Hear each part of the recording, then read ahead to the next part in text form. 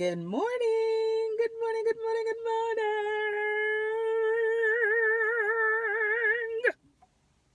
So, I wanted to hop on here this morning and um just have a chat. Let's have a little chatterino.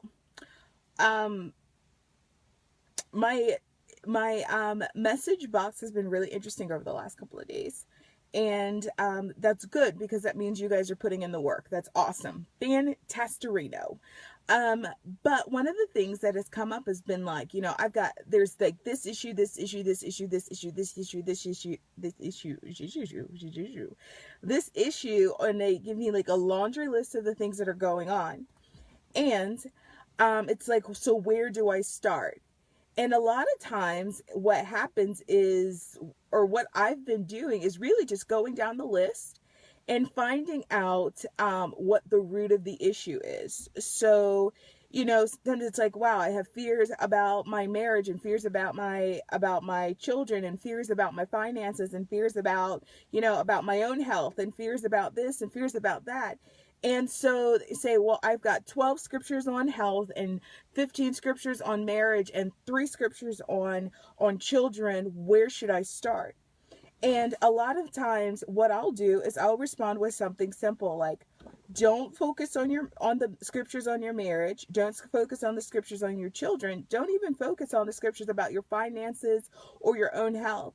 What I want you to do is focus on the fear, because the fear is actually the root of the issue, and it's manifesting itself in different areas of your life. And so if you can squash the fear, you can squash all of the other areas. So the situation in your marriage, with your children, with your finances, on your job, those are the fruits that are on the tree. But the tree in and of itself is the fear. The fear of failure, the fear that you of not being validated, the fear of not becoming all that it is that God has designed you to be. And if you can root out fear, if you can take out the tree of fear, then everything else will come into alignment.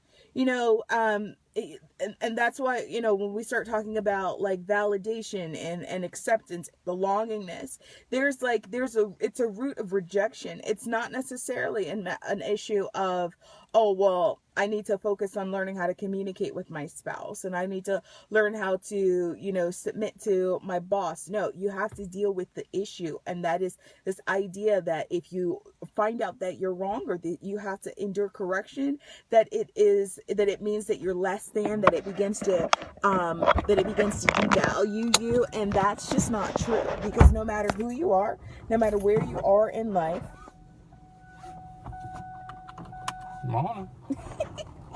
you're gonna have to, people are not going to always be 1,000% on board with what you're doing in your life, and there's gonna be situations where you're gonna have to be corrected, and that's okay. You gotta own that, be like, it's okay, I got corrected today. Because listen, it says that a wise man endures correction and loves correction. So let's begin to not go through the list of all the fruits. Be like, man, there's apples on this tree and there's oranges on this tree. No, what kind of tree is bearing this kind of fruit in your life? Because you can go on a fruit chase and try to again be like, well, I need to do the marriage, the finances, that. What is actually causing the problem? That's what we're focusing on.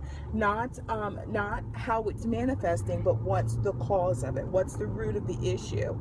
And so as you delve into this, I want you to place back and ask the Lord. There's times that I really have to be like, Jesus, what's the problem here? Okay, this is maybe this child is doing this and this is happening and something's off. Like the equilibrium of the house is all kinds of crazy. What's the issue? Not what I see, but what's the actual issue? And he will help you. He will tell you. He'll be like, girlfriend, this is what's going on. And you got to nip it in the bud, or it's going to get worse. And so we deal with things at the root instead of trying to figure out, well, I have to change this behavior, I have to change that behavior. No, if if the tree is sin, it's going to continue to bear the fruit of unrighteousness. So you have to deal with sin. That's why, when people are not believers, it's not about like, oh, well, you need to change your actions. They can't change their actions until you deal with the root of the problem, and that's a heart of sin, a heart that's unrighteous before God. And so Jesus has to come in and take out the sinful heart and put in a renewed spirit, his spirit on the inside of them. And as that transition happens, as they're born again, as they're saved, then the fruit of righteousness will come forth in their life. So don't be a fruit chaser. Deal with the root of the issue. And I'm telling you, friend, everything will be different. It'll be different. But if you have any more questions, feel free. Let me know.